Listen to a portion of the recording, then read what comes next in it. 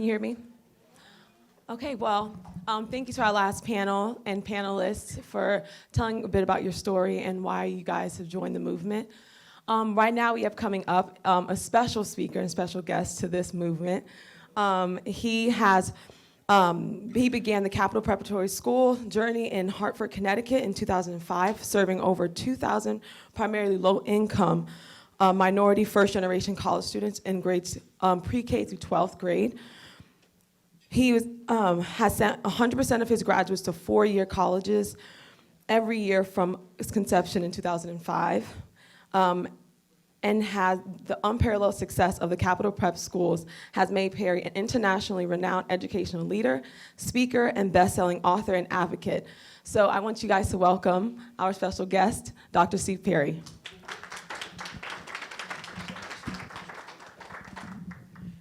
Well, all right. Do I need a microphone? Are they recording on the mic? Is that why I need a microphone?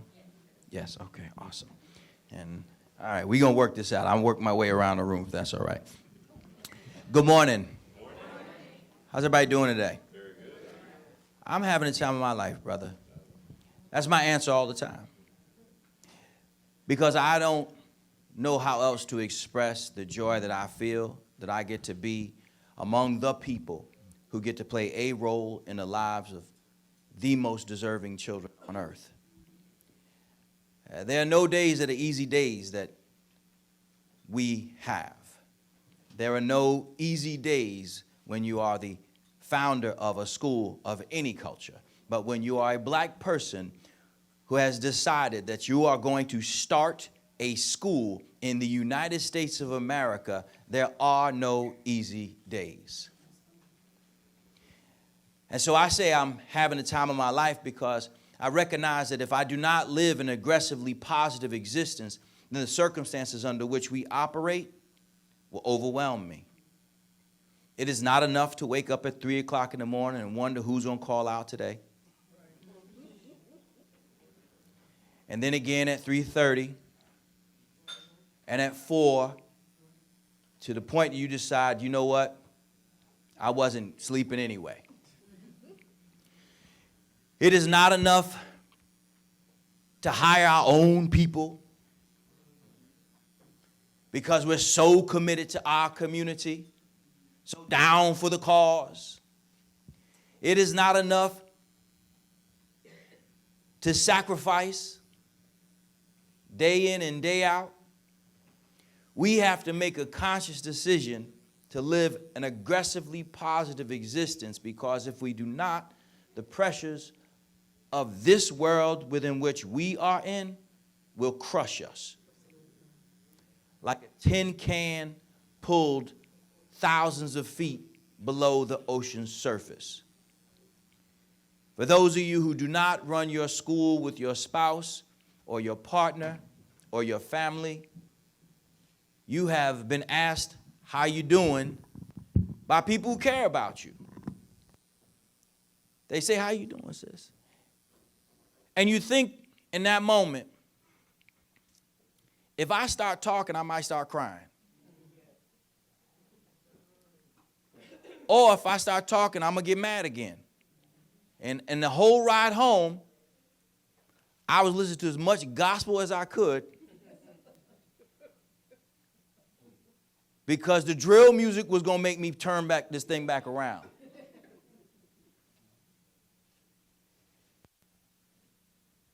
And trying to make sense of people who don't understand the complexity of the challenges of the work that we do. And so when they ask you when you get home, how was your day? Just borrow mine. I'm just having the time of my life. Because it doesn't make sense unless you were there when the father was kicking on the door, threatening to fight somebody because he brought his child to school 3 hours late and doesn't understand why he can't just walk them in the middle of state testing.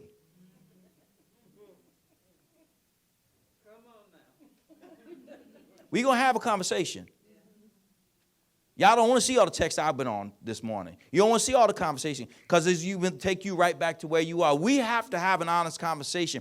You don't bring me here just to gloss over it. I understand the complexities of the challenges that we face. I know how hard it is because I recognize it. I was on the phone with a sister on Wednesday whose answer to calling me hollering.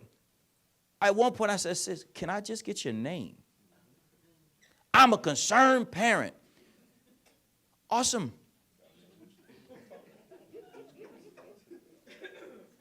Got a name? I'm calling TMZ. Sis, I don't work for TMZ.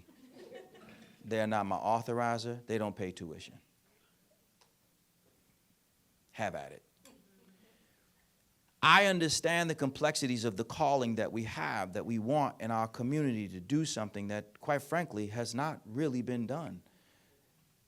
Even the establishment, if we're going to have an honest conversation, of historically black colleges was not done by us. So we're going to have a conversation. Spelman didn't have his first black president until the 80s. 80s. Family Matters was on then.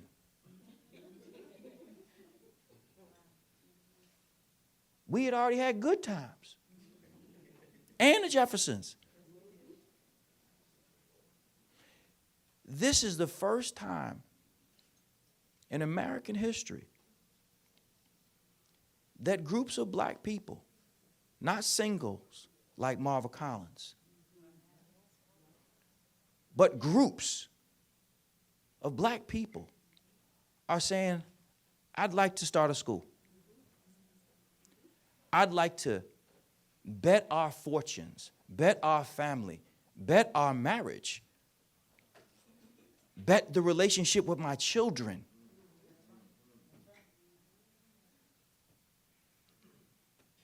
With our own parents. One time my mother said to me, you work too much.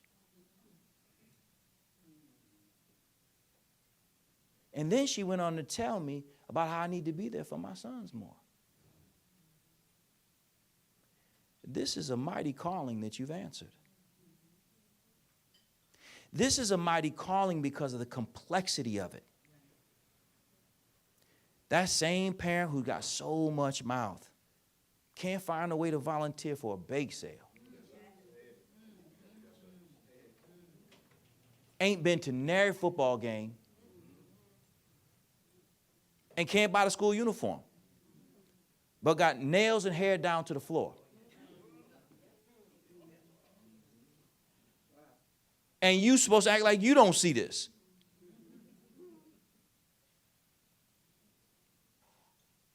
And they take great liberties when they see us on the other side of the desk.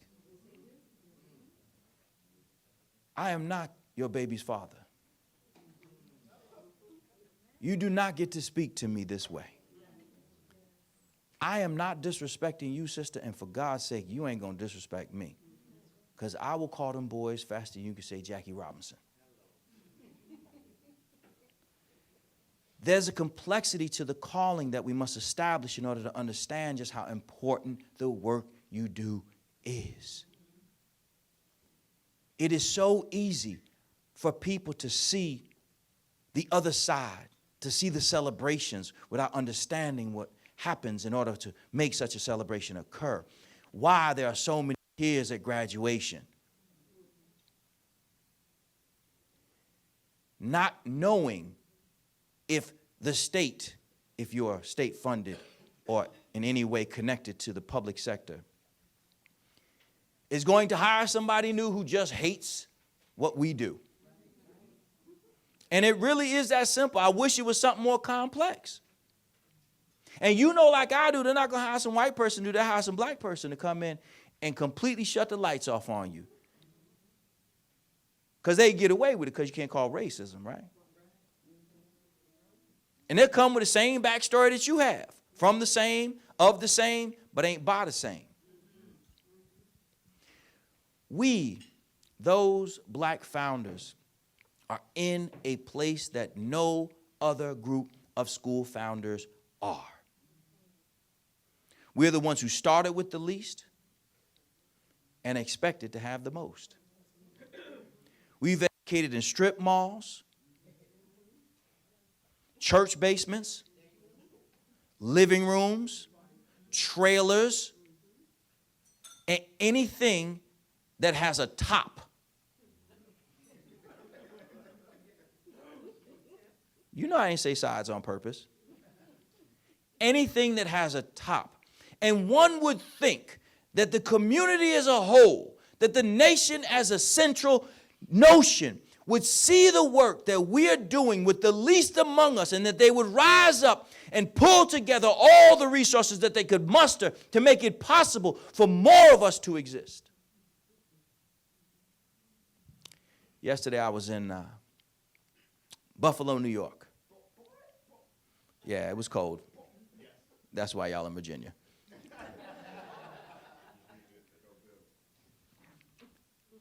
And I was talking to the Charter School Association in New York.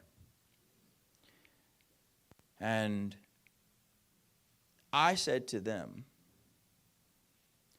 that the only way that the charter school movement survives is if you get more Black and Latin people to open schools. Because as long as the narrative is that only white women are running charter schools and they're taking away something from our community, then what happens is the teachers' union are given the lane. And if you want to know anything, a good brother of mine, his name is George Parker, who used to be the president of the teachers' union in D.C. until he got his conscience put back together and he made the right decision and came to our side. George Parker told me that the way that the teachers' union undermines the work that we do is they say that they are taking something from you. And as long as the phenotype of they is not us, then it is so easy to push that narrative. As long as they are actually they, even if they are the biggest allies that we could have ever hoped for, they can't help the fact they're white. They're going as hard as anybody, but that narrative doesn't make its way out. When you go and sit with a black legislator and you try to explain to her or him who sends their child to a private school anyway, that school choice is a good thing. And you need them to act like the parents that they are when they're legislators. And they say, but we don't run those schools. And you think, well, he really ain't wrong. In the city of New York, 1% of all the philanthropy goes to black-led charter schools. 1%. I don't care how big your number is, 1 is low. You don't have to be a great mathematician to know that 1 ain't a lot. And so we must exist because we are the only hope that our community has for self-determination. I'm not interested in DEI or whatever other goofy name these things are. Y'all ain't got to invite me to dinner. I can cook. T-shirts. They even tried to read the little goofy thing you wrote for them. We've done this. I've called the pastors. I've gotten my parents together. I've gotten the children together. But you got 15 schools. I got 3. I don't really feel like this is diversity or inclusion by any definition. Ain't nobody building me a $50 million building. One of our schools is still in a closed mental health facility. The other one is in a strip mall. Another is in a closed Catholic school with a crack so big in the wall that I can stick my hand in it. Now, I'm not a structural engineer. I just don't think that's good.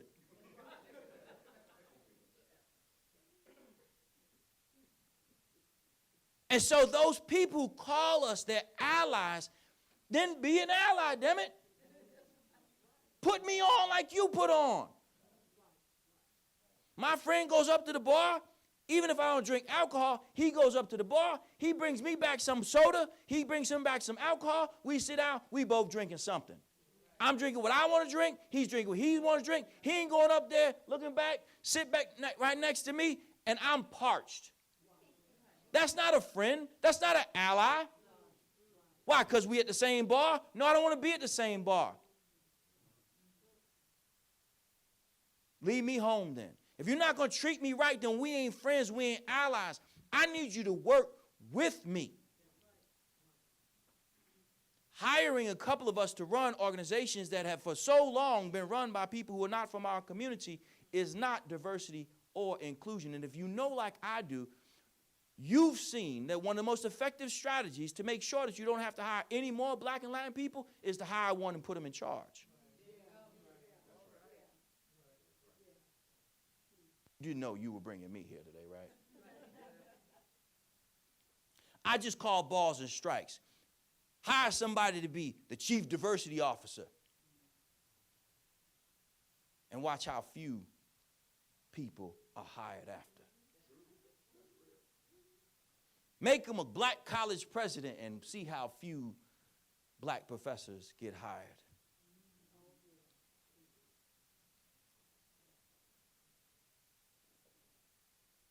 It's the same trick it's always been. Overseers put somebody in charge of the group, and then all of us supposed to chill. We've seen this before. We've seen this before.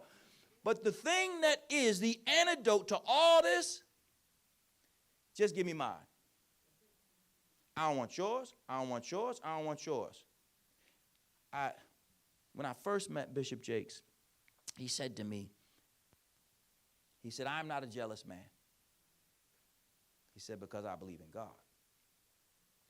He said, and when I see you get yours, that means he's at work. And so mine is coming. So I don't want any whatever you got, party on.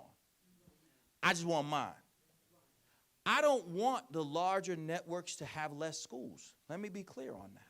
This is not that statement at all. Get more. You got 50, get 100. Whatever you could do, I want you to have as many. But here's what I also would like. I'd like to move past 4. I like to be able to have the things, just some of the things that you have. I didn't know what we didn't know when we got started. We started our first school with $0 and 0 employees. 0 and 0. And I played myself in the beginning. I really did. I put together a group. We met at my house in the dining room. You know, that's all, everything happens, right? And black people, you know, we know how to meet. Oh, we're good at meeting. Ooh, we are good. Robert's rules from front to back, through the chair. There ain't no chair. We just sit here, bro, like this. No one is in. Stop it. You done jacked and jilled too much. Now you spilling it all in here. And we had this fantastic first meeting. It was really amazing. We sat and talked, and by the end of it, you know, we had everything. Colors, red, black, and green, because, you know, when you light skin, you got to really push the thing just so they don't confuse you.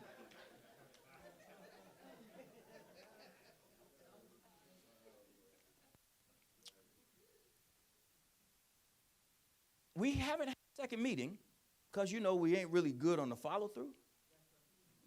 So I had to get me some Baganskis and Wojnarsis, Capralises. Got a Williams and an Ali just to keep it funky. But I had to understand that we had to open up the conversation not just to our community, because I played myself, and I played myself so many times doing the same thing, thinking if I hire all black staff.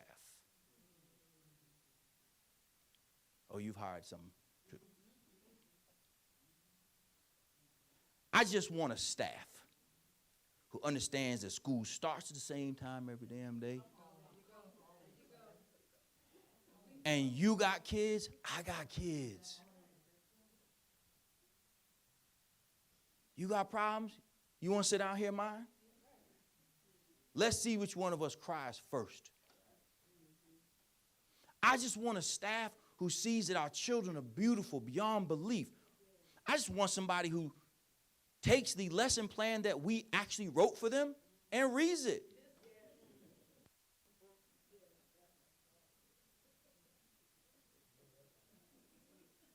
Am I?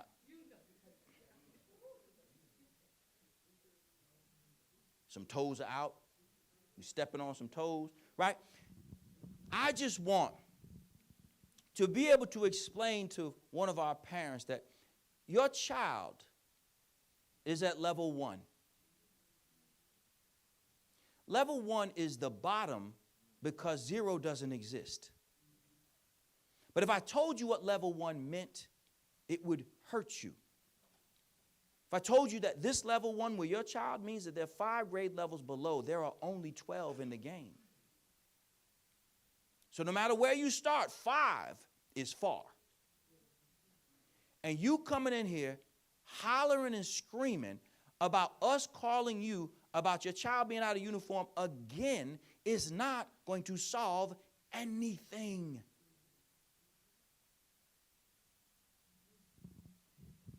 As we exist in this space that is so complex, we're at the vertex of so many different challenges, it is impossible not to be impacted. Quitting on Thursday. But it's Thursday. What happened? I just can't. I just need work-life balance.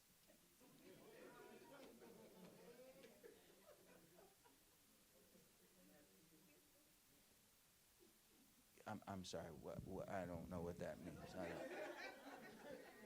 What? Can you explain to me what that means? Did we change the conditions? No, it's just that I've been thinking last night.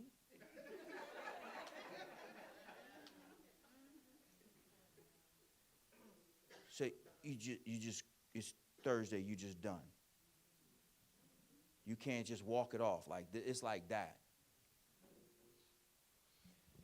When we, as black founders, decided to start our schools, many cases, no one had anything to give us. There was no other person for us to even call, to ask, is this crazy? Am I supposed to have people to write curriculum? When we started, our first school is a magnet school, and it's in Hartford Public Schools. So we started it as a magnet school in partnership with Hartford Public Schools. Ran that for 10 years. That just got goofy after a while. You send 100% of your kids to 4-year colleges. The U.S. News and World Report top performer high school. One would think they'd want you to do more of it. That is not the case. Shocker. Win state championships and everything from forensics to football. Doesn't appear to move them. So I decided later for this is not fun. Even when I win, I ain't really winning nothing. So what then is the reason that I will continue to fight inside of Hartford Public Schools? I'll go do my own thing. So we started our own network of charter schools in 2015. 2014 is when we got started. 2015 is when we opened our first school. And so our first funder gave us $100,000. And I was like, this is awesome. Now, $100,000 to start a school district across 2 states. I know, right? I was born on my mother's 16th birthday, 3rd generation of poverty, in public housing. I grew up in a family where they say to you, don't ask for nothing, don't touch nothing. And if they ask you if you're hungry, you already ate. So I brought that stain into my professional life. I'm a man. Learned that I'm supposed to take care of myself. I saw a bunch of lames that I grew up around.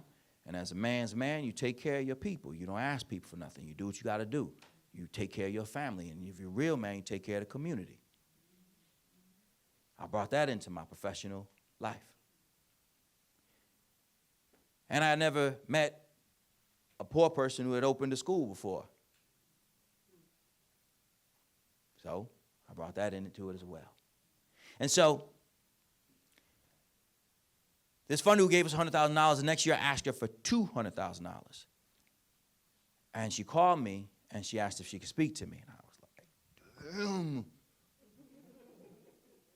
I said, yes, I'll. She said, well, can you come to the city tomorrow? I can. I'm thinking, damn, dude, why you just can't just stay with the 100? Like, why you just can't, enough is enough, right? Like, you got $100,000. You didn't have $100,000 before. You got one now. Why you got to ask for 200? You just chill out. Like, it's just dumb. I get on the train, practicing what I'm going to say, how I'm going to get this thing off. Like, I get my blows in before she says anything, before she takes this 100 that I really need. Because at this point, I'm clearly not on staff, and no one else is. You know, and nowhere in the country can you open a school with $100,000. Not even one school. But not multiple schools in 2 states. Just to travel alone between the 2 states. Right? But this guy didn't know that. So I went to the office, literally had my coat still on, literally took only my hat off, and said, can I just before we get started, I want to apologize. I did not mean to ask for more money. I'm really sorry. And if there's a penalty or something, like if you gotta, like if you gotta cut it, I'll eat that. I'm sorry. Or what? Just, can we keep it as close to where it was before as possible? And I won't do it again. She said, and that's the problem.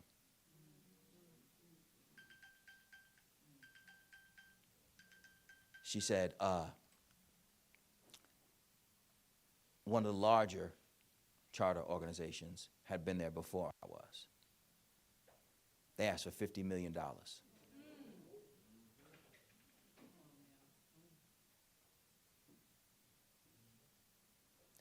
To start their first schools in one city.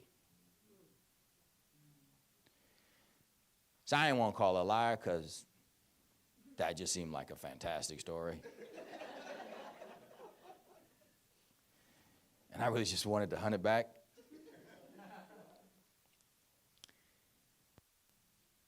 And so after I got out of the meeting, backed out, she said, we're going to give you the 100. We'll move it to 150. I was like, more than enough. Thanks so much. See you later. Bye. I called somebody from that other organization, and I said, yo, I just heard the craziest story. Did y'all really ask for $50 million? He said, the first time.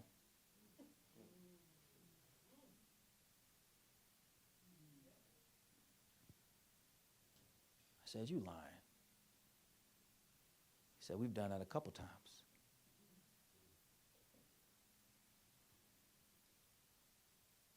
I have seen now, because I've had the opportunity to visit some of the larger organizations, the jobs that they have for people, I didn't even know were jobs. Someone whose job it is just to make sure that the testing protocols run at the school level. You have a testing coordinator per school? Word? You lying. Just one person's full-time job is to just watch the state test and prep for what they call the critical path to get there? Wow. And they're paying them real money. Like, yeah. Principals have assistants. Deans have assistants. Assistants have assistants.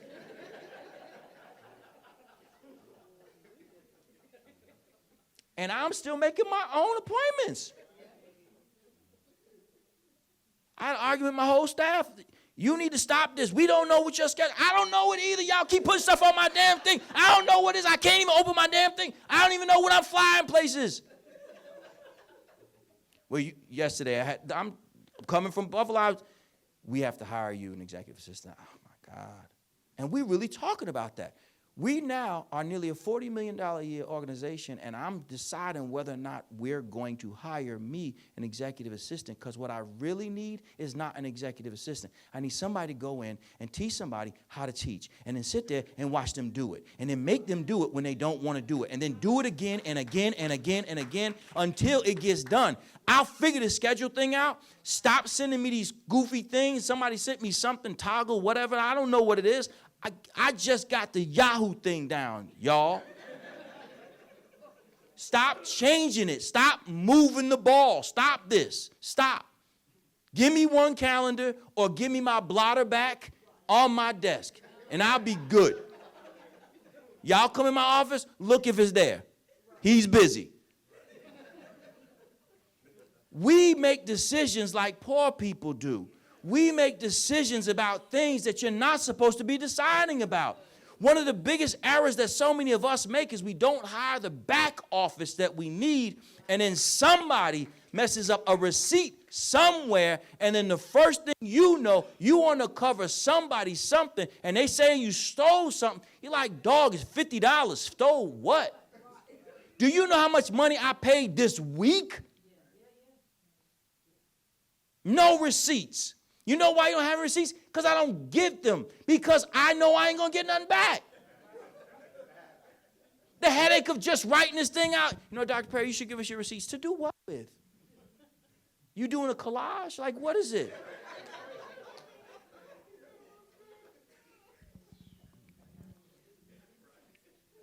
Am I saying it right?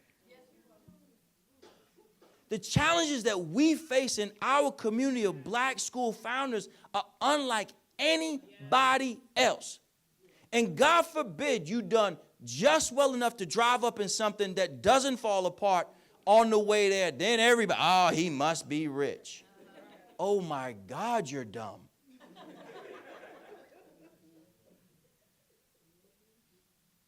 Watching your pockets. Wonder if you doing something. Every single thing. They don't know how many other jobs you have. They don't know that if you pull out all of the business cards you got in your pocket, you're like, which one you want? The realtor one? You want which one you want? The accounting services that I still provide? Which one you want? I still do counseling on the side. Just so that I can be in a position for you to question my integrity every day?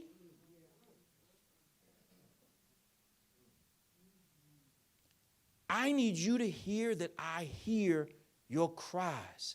I know what it is like because this is still my real job. I'm not some speaker who just runs around the country telling you and hits you with the things, and some goofy person who works at a college and talk about pedagogy and blah, blah, blah, blah, blah, and hip hop and blah, blah, blah, blah, blah. What the hell is that even about? You want to impress me? Go to one of the poorest communities in the United States of America as a black person, male or female.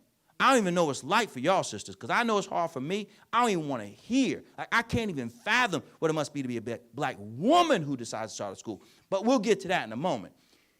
Go to one of the poorest communities in America, places where nobody's been successful at running schools ever. And put in place expectations like uniforms, daily attendance, homework, respect. Said the little girl, come here for a second. Why? Oh my God. And then you know all the academician falls out. Who is you talking to? I can't conjugate verbs when people start talking to me like that. I completely. I'm not lying. I do not. My vernacular, I lose it. Mother said to me, she don't like the way you talk to her. So that's why we're here. It's not the 6 times I had to talk to her. Because here's what's not going to happen on number 7. Honey, please will you do the thing that I didn't have to ask you to do the first time because you already knew you were supposed to do it? Because you wouldn't talk to her like that. She ain't going to get 7 times to be wrong with you. I need you to understand that I understand the complexities, the intricacies, and the textures of the challenges of running schools and opening our own schools in our community. And there's a reason why when you are successful, you should be celebrated. You should be exalted. People should make a big deal about you because you are a big deal. For many of you, this is the whole thing. Y'all ain't got a second act. Some of y'all, you had a first act. This is your second act. You actually were making way more money before you decided to do this. Always blows my mind when people talk to me about vacations, and I tell them, well, that's funny. We took our first vacation, meaning I wasn't working so I could bring my kids with me thing, because that's usually what it is. I'm usually working, and then I can say, y'all can come too. I'm not going to see you during this time, but we'll be somewhere warm, which was never a problem for them. They were like, it's cool. See you on the flight there. Holler at you on the night if you're home. If not, see you when we get back home. But I see the challenges and understand that if we don't have honest conversations with one another, the weight of the work will break us.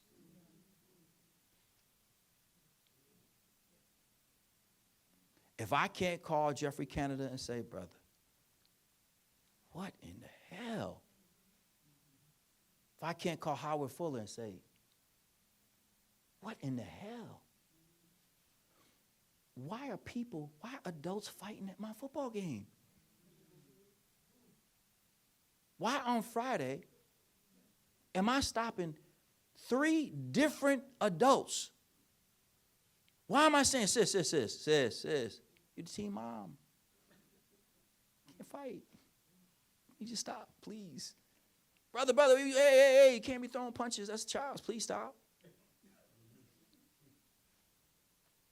If we don't have these conversations with one another, when somebody asks us how we're doing, we're just going to fall apart. Because in all that you are, as mighty as you are humans. Beautiful, flawed, and perfectly formed humans. People just trying to figure out what it is that you can do to get this lead balloon off the ground. How is it that you can furrow together some resources to actually do the things that are possible? When can you get out the strip mall? If ever. If that's even a possibility. Who's going to give you $50 million? That same organization that I talked about, they invited me to their fundraiser.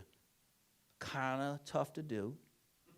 Sit there and watch. There was this really old guy who I told him he had a nice suit. He said, thank you. About 5 minutes later, they called him up on the stage, and he pulled out a $15 million check. I was like, that is a really nice suit.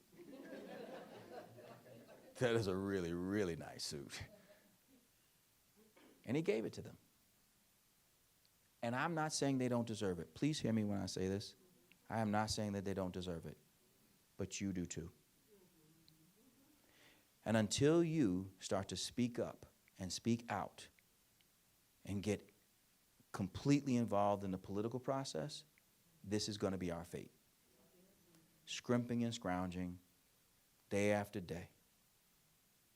In Connecticut, we receive $11,200 per pupil. You say, wow, that's really good.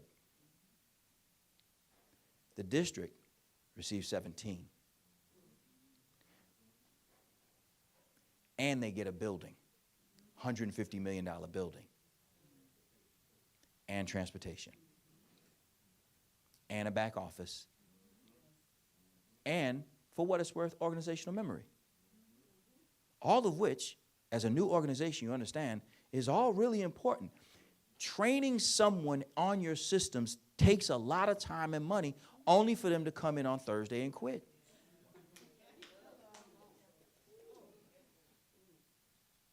I talked to a brother who was interviewing for a job. This is how bad it gets, right? Because a while ago, I would not have even talked to some of these clowns, but now it's like, all right, say it again.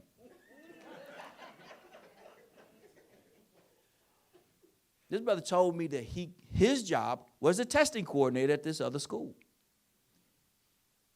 He told me he quit in the middle of testing. But he wanted to explain. Says he has a daughter now. Okay. Then what happened? Well, I just need to spend more time with her. During the work hours? Well, I got to get her to daycare. We're in New York City. Y'all only got one daycare here?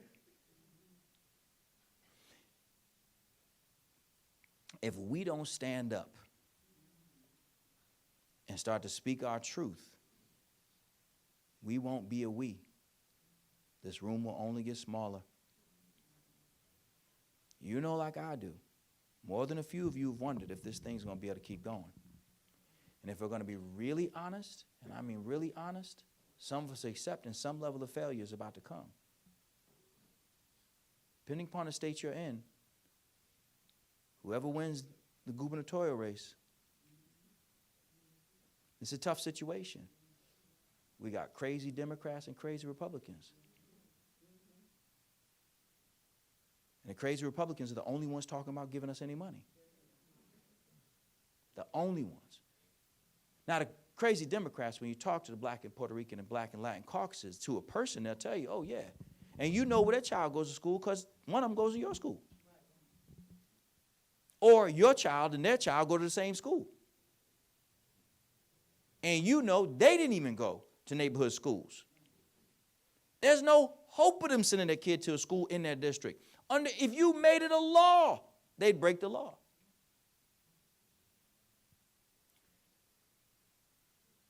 If this group doesn't come together and communicate our challenges in the realest way, our opportunities in the realest way, and create more politically, then we will cease to exist.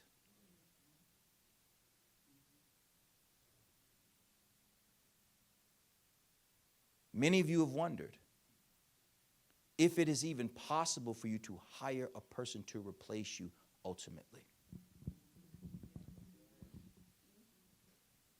You've looked across your organization, even your own home, looking at your own children thinking, nah,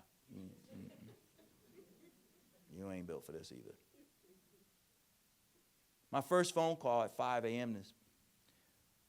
was trying to explain that the only way that we're going to get this particular school to perform at the way it needs to is we got to work 7 days. There's just not another way to do it. I don't know another way. Friday night, you got to spend time being able to do things that you cannot do during the week. It's just what it is. Saturday, you're going to have to spend all day going through the data, looking at where the faculty are, taking a look at what you got, taking a look at the rooms, going in, back in the school, resetting the classrooms for them, telling them this is the grouping that we need. These are the things. You can't do that while they're there. Changing room assignments, putting this person who couldn't teach a fish to swim next to this person who can half teach.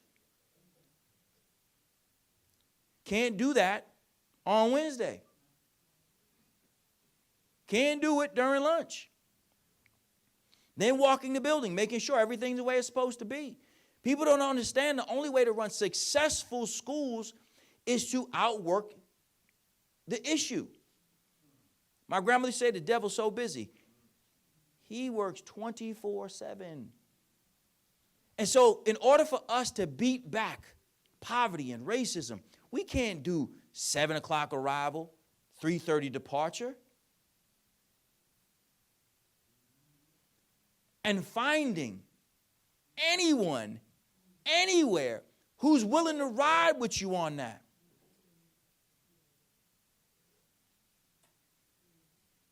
A lot of people come in talking, but when the shooting starts, they're like, all right, I'm out. They come in, oh, yeah, brother. Oh, man, I love what you do. I seen you on TV, brother. Yeah, I always wanted to work with you. Yeah, you that guy. Okay, all right. Come on in. Come on. Let's go. I'm a real hard worker. We gonna see. We gonna see. I'm gonna ease you into. No, don't ease me, and I'm ready. It's 7:30. Like, is it breakfast time yet? No. Breakfast is at 5 p.m. I used to be in shape. This suit is doing a lot for me. we have to find our replacements. But first, we have to survive it.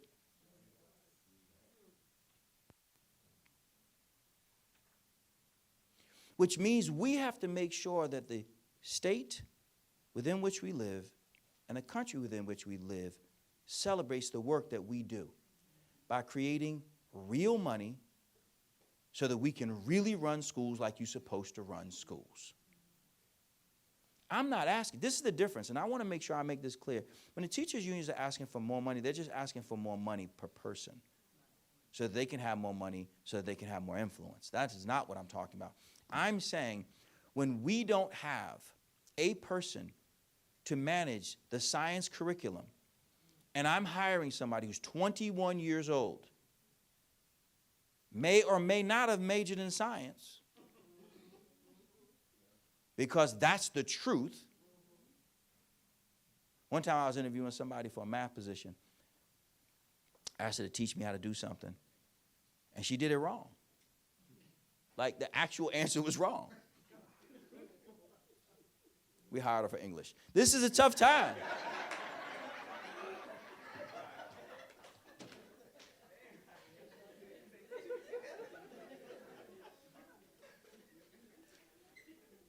In order for us to get what we need to get, we have to be in a position where we can take faculty members, some of whom have never taught in their lives. In our cases, most of whom have never taught in their lives. Ever. And we have to train them to teach. You need a person. That's not a principal. That's not a dean. You need multiple touches on that. Sit them down and go through. Show them. You got to put your grade book together, homeboy. Like, you can't. It can't be 3 weeks out and I don't have grades in the grade book, dog. Like, what are you doing? There are kids who can't play sports now because you did that.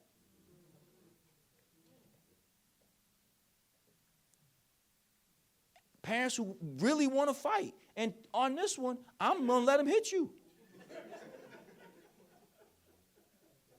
Because you made this. We done had this conversation 1,600 times. Put the damn grade in there, dude. As we fight with the very people that we need to help us.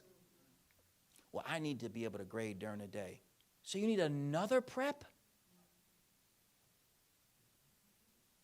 Okay, so you want to teach 2 classes today. Okay. Well, that sounds crazy. I'm paying you for 90 minutes worth of work, a full-time salary, and you ain't even good? I get if you were nice, 100% of your kids in there going, you know what, you sit down, you teach that one class, you do your thing. We'll just have everybody come in and watch you do it. If we cannot create the kind of academic bench that we need, where we can hire individuals, put 2 people in a classroom for when one has a headache, or it's Monday, or Friday.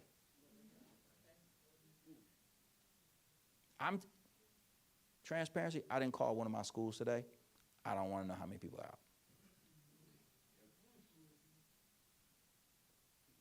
Cowardly as that may be, I just needed to get to the other stuff I needed to do today.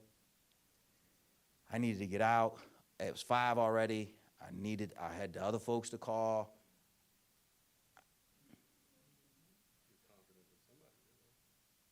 We hope. We hope.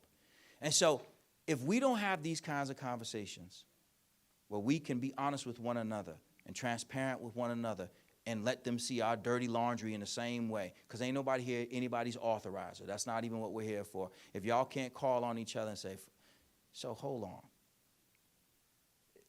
The teacher came in smelling like weed? Yeah, it's legal in New York.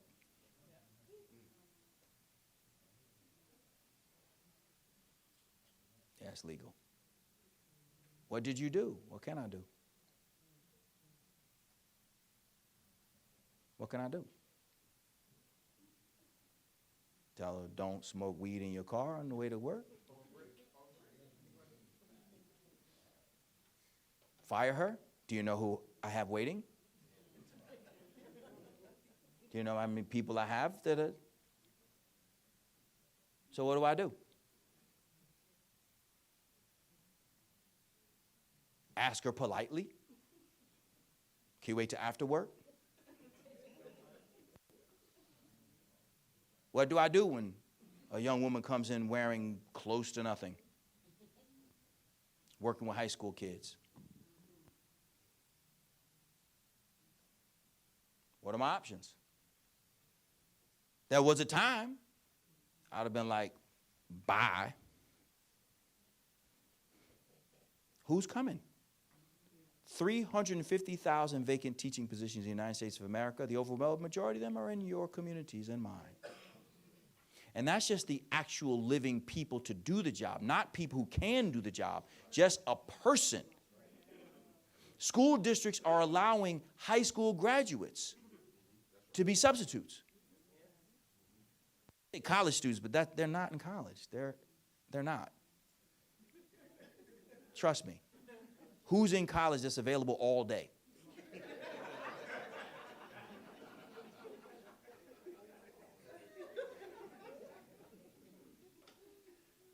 So I'm going to close here, and I'll answer questions. But I'll say this.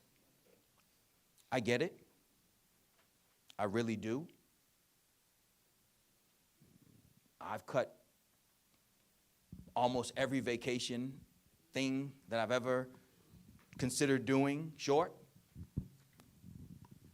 We went on our first family actual vacation. We went to, it sounds sexier than it is, Paris. The food sucks. So, you liked it? Oh, right. Right. It looked like Fear Factor, didn't it? My grandma said, I swear for God. I swear for God.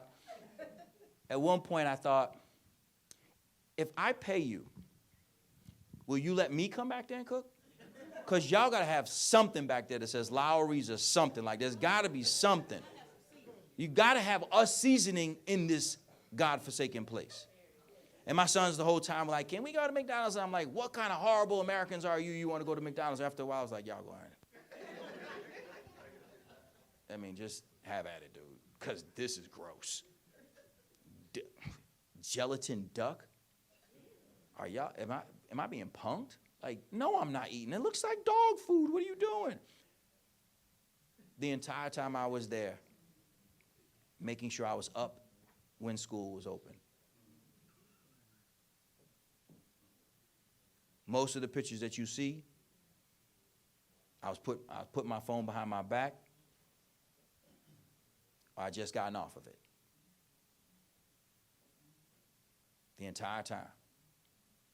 Somebody says, you doing work in Paris? No, but I'm working. This is our calling. It's nothing more than that, and it's all of that. If it wasn't a calling, y'all would have tapped out a long time ago. But I want you to understand that we understand the calling. We get how hard this is. We really do. And we have to be there for each other, because there's some brothers and sisters who come behind you who say, I want to start a school. And you're like, you do? You want the smoke? But the truth is, we need them. We need more of them. We need to be in a space where it's just regular as seeing black people play in the NBA or NFL. To run schools in our community. And I want to make sure I make this crystal clear. I am not, nor will I ever say or believe that we're the only ones who can, because I don't believe that. I just think we need to be given an honest shot to try. And at no point in American history have we ever been given an honest shot, fairly funded, just to try. Just to try. And if there were more of us, then quite frankly, many of the kids who are in schools that they really shouldn't be in. You don't want to do science. Your mother don't want to do science, yet you're in a STEM school. You're only in a STEM school because the other schools are terrible. So you're in our school acting an entire fool. You're acting a whole ass the entire time you're here. You don't want to wear a uniform, yet you go to a uniform school. And I got to argue with you every single day about a uniform. And you mad at me for telling you that the rules that you agreed to are still in place. You don't want to go to school where you have to be here at 7. You want to come midday. I got that. Go to one of those schools. But because the educational orbit isn't such that there are that many options, we have children in our schools, and more importantly, parents in our schools who are unwilling to support what it is that we are doing, literally telling me I'm not going to allow my child to apply to a 4-year college. Home girl, are you really serious? You're not going to allow her to apply to a college? That's what we are. Capital prep.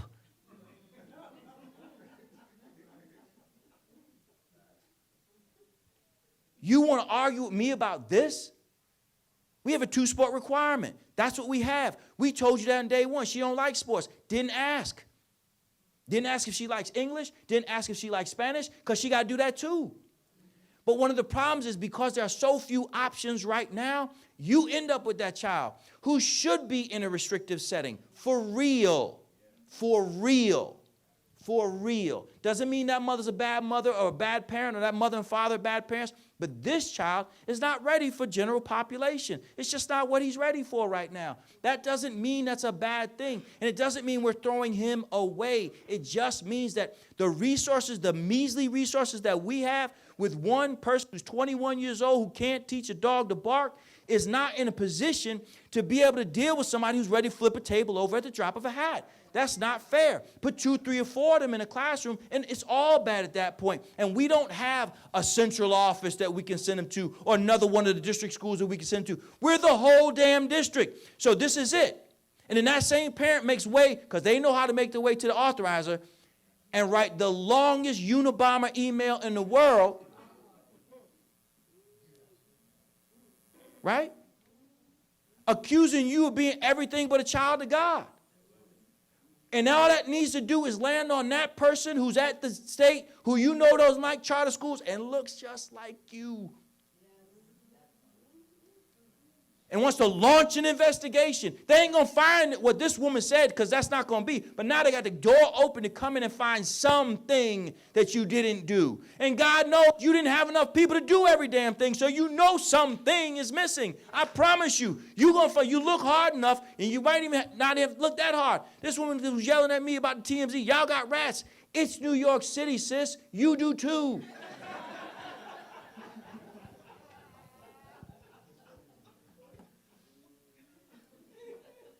But all she needs to do is make connection to somebody who doesn't like our schools, and they come in and guess what they find? Rat droppings. I stayed at this place called Demoxy up the street. They had a roast I killed this morning.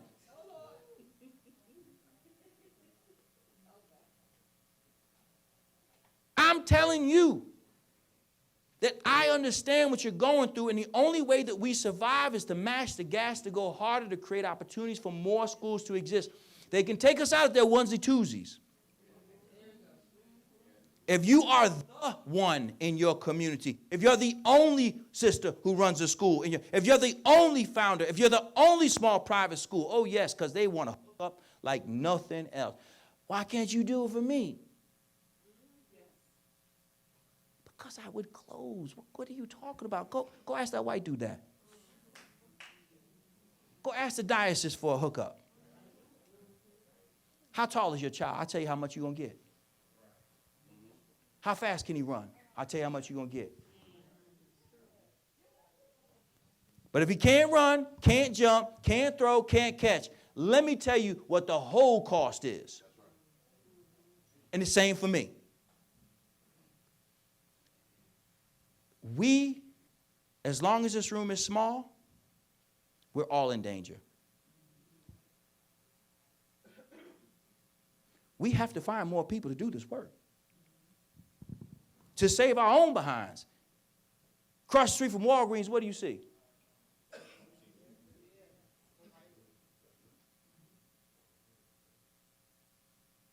How dope would it be if you created the equivalent of a Atlanta University complex, the AU complex, where they have Morehouse, Spelman, and Clark, if you had your school, another school, and another school, y'all all in the same areas, how dope would that be?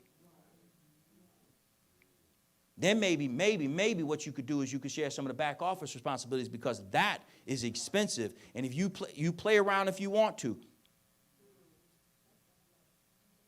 My CFO is mean. Everybody calls her mean. I love her. She say no is no. Don't call me asking, because I don't want her hollering at me either. I like clean audits. But the point is this. I need you to understand that if we don't expand the number of Black and Latin run schools, independent, private, charter, whatever you call it, whatever it is in your particular state, different states have different opportunities, whatever it is, then we will cease to exist. I'll finish here. I don't watch this show. I watched some of it one time. I guess it's Abbott, whatever. I don't watch it because it annoyed me that much the first time I watched it. I like my life, and I don't want to waste any of it doing something I don't want to do.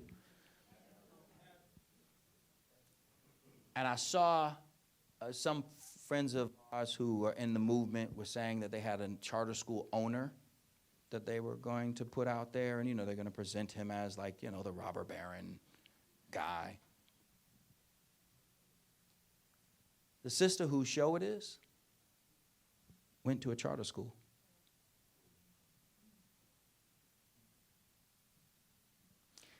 I can't tell you how many Black and Latin legislators I've sat down whose kids never set foot in their district schools.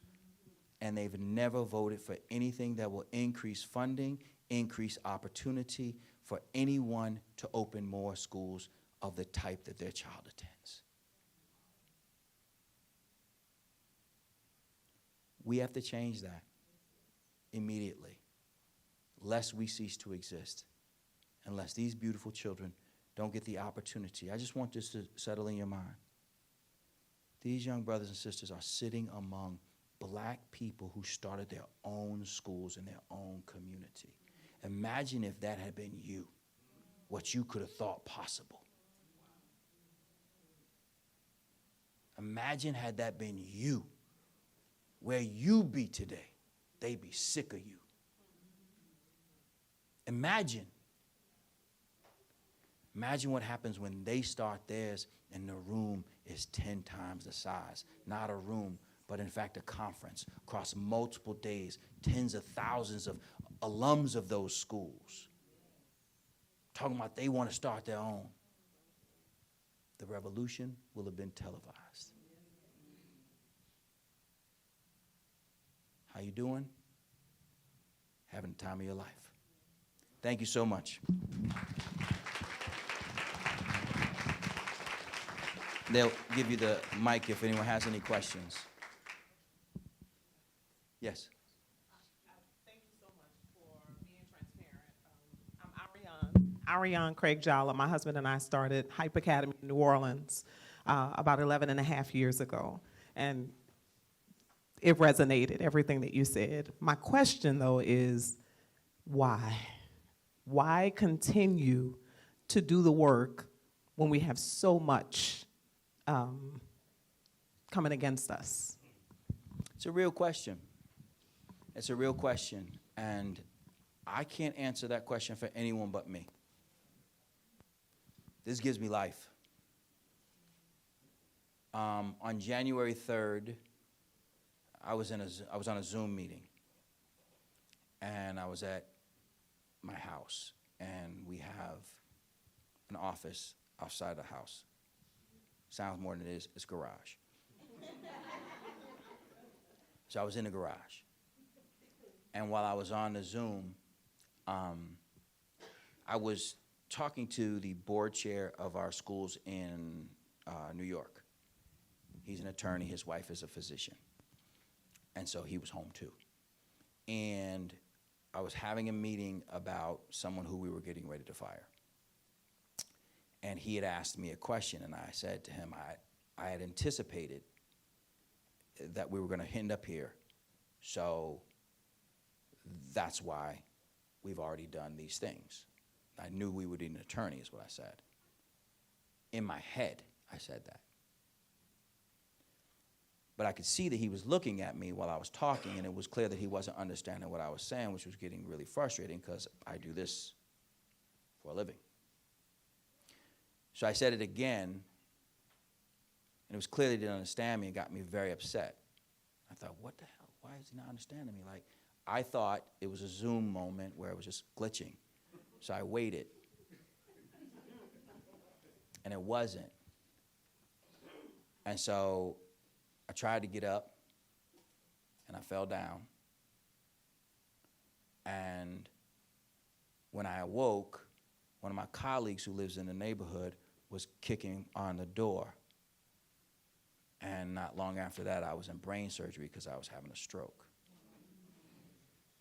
January 2022, the 3rd. So after that, I have a friend who's a physician. And he said, you think it's time to make some different decisions? He said,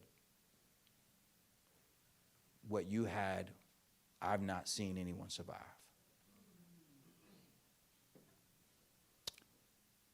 I said, no.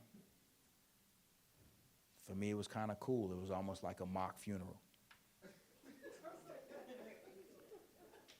I knew who was riding with me. All the people who came through sent food to the house while I was in intensive care. The people who didn't, I know who didn't. It made it clear for me that I had no regrets. As I lie there on the table, because I had to be awake during the surgery, which is no fun, I kept sitting there, and they had me strapped down, my head, my face, my neck, my arms, my legs, all the way up to my hamstrings, just so that I couldn't move. It's the only thing I could move was my teeth. So I kept like biting my lip just to make sure I was still there. And while I was doing that, I was thinking, I'm going to tell people tomorrow that I have brain surgery today. And there was this wonderful light, the clearest, whitest, warmest that I've ever seen.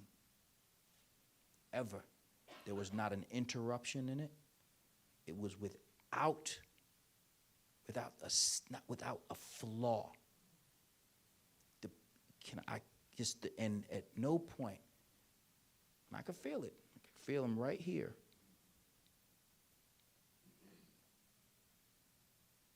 And at no point did I think, I want to do something different. I just thought, I get it. I know why I'm here. And so for me, my biggest concern was that my kids were concerned about me, my wife, my friends. So when they sewed me back up, I asked them to hand me my phone, texted the folks and said, can y'all stop now? I'm good. I am aware of the miracle that we get to participate in every single day. Every single day, we get to change lives. I've not found anything I've ever done. I've been very fortunate to do things that some people might think are cool.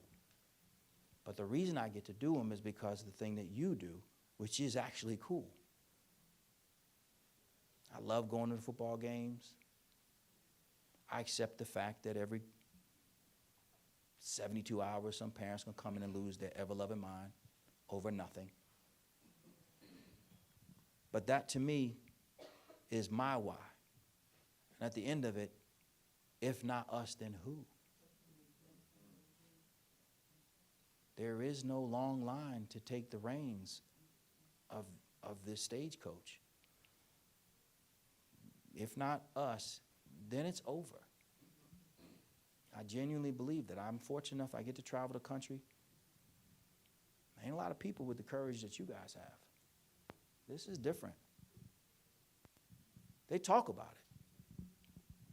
They got all kinds of suggestions. You know what y'all should do? I'd actually do know what we should do, not listen to people who tell us what we should do. So for me, this is what, laying on that table, feeling that man inside my skull, I had every right and reason to say, you know what, y'all got this. But that's what I was thinking about the whole time. I was thinking about my kids and the kids, and I was like, this is, like, I can't wait to be back at a football game. I can't wait to go to a basketball game. Seeing that teacher who can really teach, do her thing, and watching the kids lean forward, you're like, that's dope. Like, I haven't felt anything better. I've not been anywhere on earth that feels better than that. I've not paid for anything. I've not seen anything.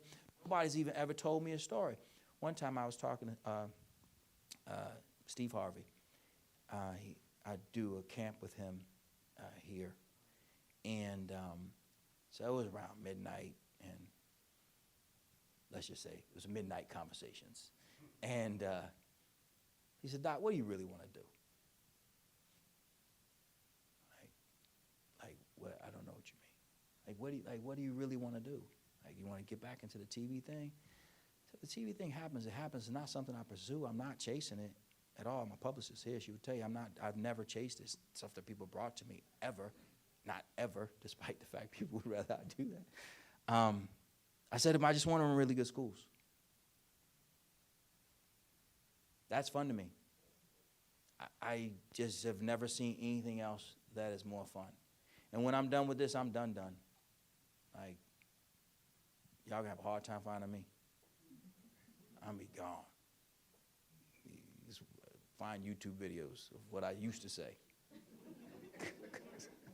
Because y'all ain't got no more trolls coming at me, no more hollering pants. They the first ones afterwards. Dr. Perry, I love you. You lying. Woo, don't love me anymore. I don't like how you love me. Love somebody else like that. So for me, it's all I think I'm really good at. I don't know. I'm not really good at anything else. So this is what I got. This is my contribution. This is my only shot into heaven. Question back there? My fault, Mr. DJ. Nice to meet you. Pleasure to meet you. Your name one more time? I'm Dr. Perry. Dr. Perry, nice to meet you. So I'm Mr. DJ. I'm from Miami, Florida. I'm a 5th grade teacher, and I just noticed after the past 2 years teaching, it's like, we say Black Lives Matter, we say all this stuff, but at the end of the day, black people are killing more black people than, the cops or white people or whatever like that.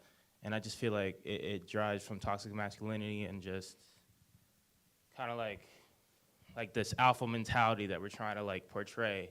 Like we're always trying to compete with each other, you know what I mean?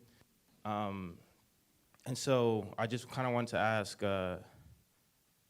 how can we at the very least, because if you do the math, I'm only with my kids 33% of their day. The other 8, they're sleeping, the other 8, they're at home, So how can we at the very least, all of us together at these schools, kind of stop the battling? Because I don't want to battle with parents. It's tiring. Like you said, I'm on the phone in Paris because all this. It's why at the very least can we stop battling with we're black owners. We're like you see us. We're black. We're trying to help black. Why are we battling? How can we? What are some things that you would encourage all of us in this room to do to kind of just stop the battling? Sure. So thank you, Mr. DJ. Sounds like a Jeanne song. So while in the hospital, I got to watching Gunsmoke. And one of the things I noticed with this very old television show was that they were always killing people. It was a whole show about killing people, with real guns. And there was nothing but toxic masculinity in that entire thing. That wasn't us. That wasn't black on black. That was just regular, smegular men who were doing this in the alleged Wild West. And then I also got to watching Andy Griffith and the TV watching habits of a 90-year-old. And Golden Girls. But y'all all know Golden Girls. And you know the words to the song. I won't make you sing it. So I recognize that This is the job. Taking people who have never been able to trust education or educators and trying to get them to trust education and educators is the challenge. They have every right to doubt us. Every educator who was in their life prior to us did them wrong. And quite frankly, did us wrong too. I don't know about you, but many of us struggled to be excellent in college because we were not taught. Despite the fact some of you have written books and got doctorates and whatever else you've done, and on and on and on. Still struggle with some of the basic reading and math that wasn't taught to you. They're just holes in what you were taught. So we have to understand that inevitably people are going to challenge us, and there is something very real about hating the people closest to you. It's not fun. Every example I gave you is a real example of something that has happened within the past 2 weeks. Last Friday, we told our families, school in one of our schools starts at 7:30. That means it starts at 7:30. That means instruction begins at 7:30. You know, starts, like the word start.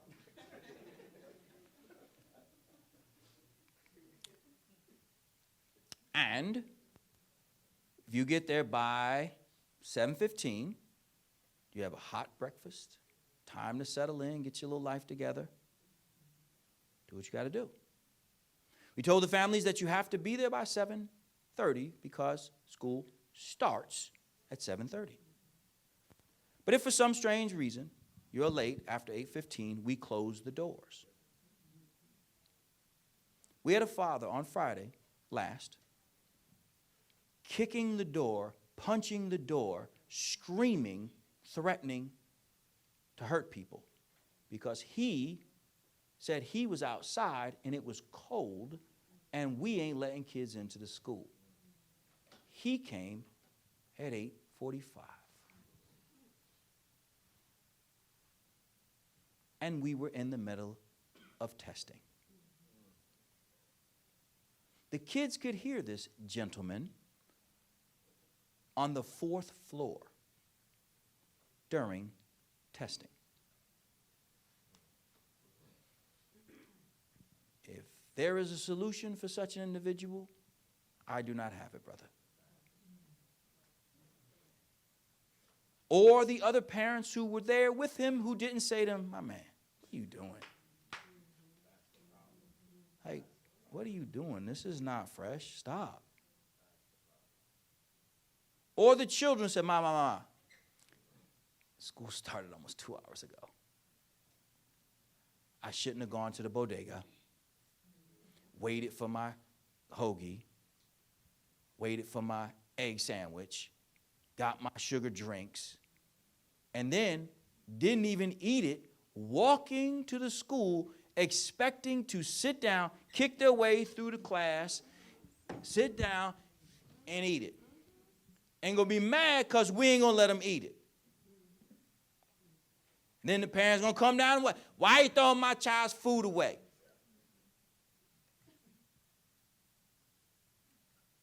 Not why did you let your child stay up so late? Not why didn't you wake your child up on time? Not I'm bad, my bad, I should have. These are the conditions that we are seeking to solve. This is what we signed up for, young bro. This is the game. I don't like being yelled at. It actually is a trigger for me.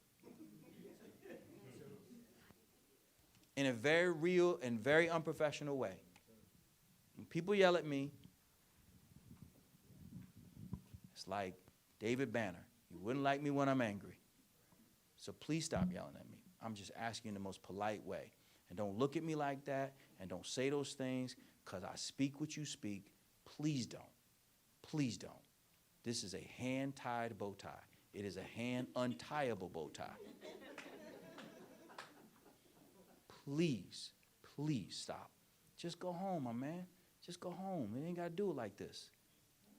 So, I see there's 1, 2. Oh, she was there. I'll keep them brief. Hi, Dr. Perry. Hello. Thank you for your knowledge and wisdom that you shared. I appreciate that. My name is Jerry Perkins, MSW. I'm the communications coordinator with Black Mothers Forum Incorporated. And in terms of leadership, cultural development, and sustainability of our Black schools, how do you recommend the old guard equip the new guard with wisdom to answer the call to Black leadership? Oftentimes, as the gentleman, referenced, our community is divisive by design. We struggle to unify. How do you recommend we overcome challenges and/or barriers related to gatekeeping that may prevent our schools from thriving and surviving if the old guard does not trust the new guard to be the voice of the movement and lead the fight for social justice in our communities to aid with the sustainability of our Black schools? That's a question. And I won't be able to put together a dissertation of an answer, but I will say this. Excuse me, I agree that there's always been an us versus them, whoever the us is and whoever they are. Us could be younger and older. Us could be within the same community. Us could be men and women. Us could be white versus Black. There's always going to be an us versus them. What I suggest we do very honestly is redistrict who us is. I am not part of the group of people who would throw food on the ground at my school. That is not us. I am not the us of the fathers who will punch a school door. That is not us. I am not the us of an older person who's unwilling to engage with a younger person who wants to do right. That is not my us. They are they. We are us.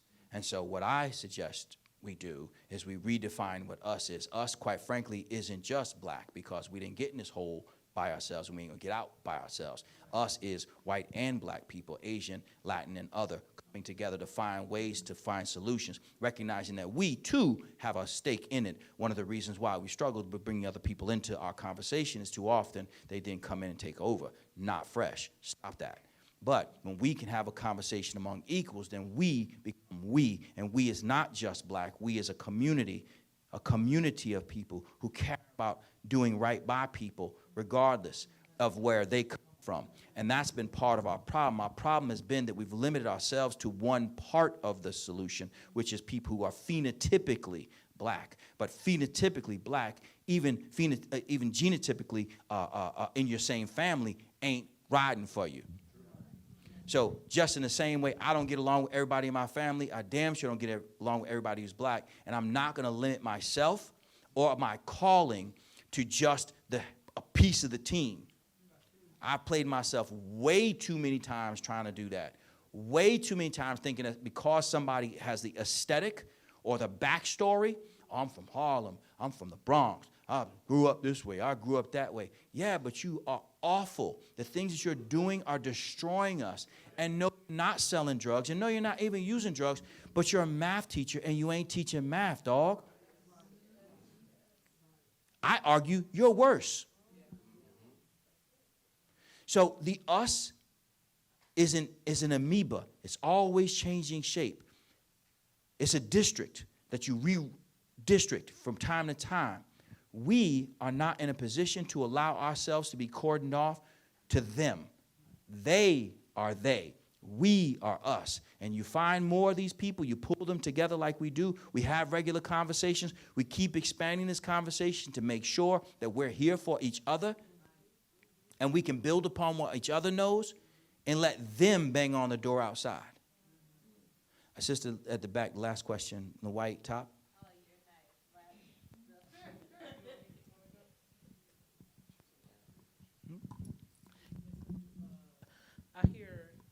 I hear a lot about parents, right?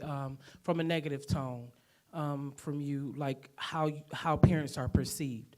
I'm a parent who started this work as a parent who was hurt by schools, and so I would love for you, in front of these young, beautiful Black minds, these young children in here, give one example of parent engagement that has worked in benefit for your school instead of sounding like it's only the negative parents that's impacting the school.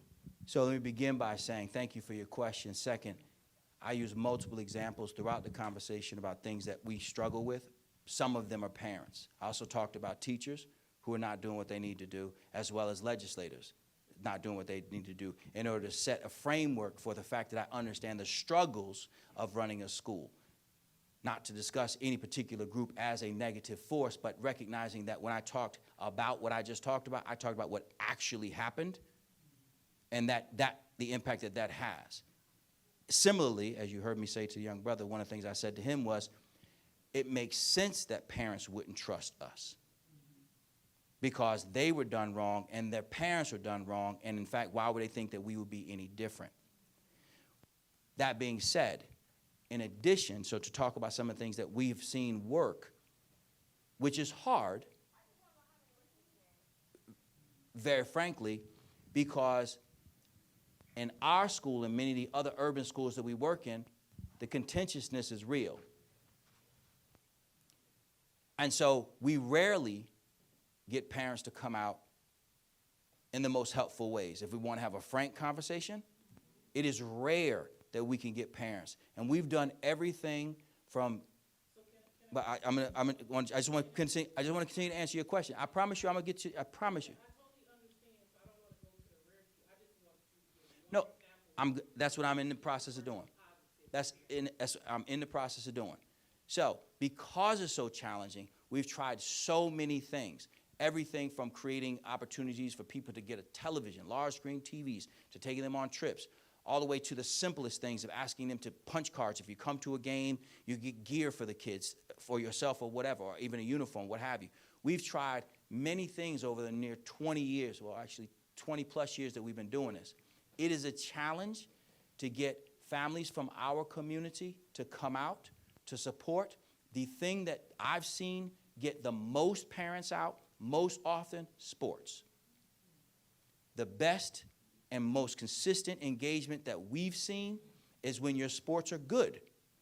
Not just sports, but when your sports are good. So when we've had good athletic teams, we've had a large participation of parents and people from the community. Another thing that we've done that's gone really well is when we've had, this happened with one of our lower school, an elementary school, we had concerts that were, all the children were participating in it. So one year we did a Michael Jackson concert. We had almost 900 people come to it. It was huge. So we kept doing concerts like that. We also have asked parents to tell us what it is that they're interested in. So during COVID and then after, we were giving away, we called them pots, and they were actual pots. They had food and some other things in them, but they also had some gift certificates to the like. So we raised money to make sure that people, this was in Bridgeport, had the opportunity to get those in. Even in that, there was a challenge. People signed up but didn't come, so we bought pots for people who didn't come. There are challenges even in the best things that we do and all the things that we do. And that's why, for us, we have to keep in mind that as many ways as we can think of, we can seek to engage families, and we have to keep in mind that there are those who are going to create a very difficult set of circumstances for us, and we have to try to work with all of them still the same. All right? Did that answer your question? Thank you so much, Dr. Steve Perry. My pleasure.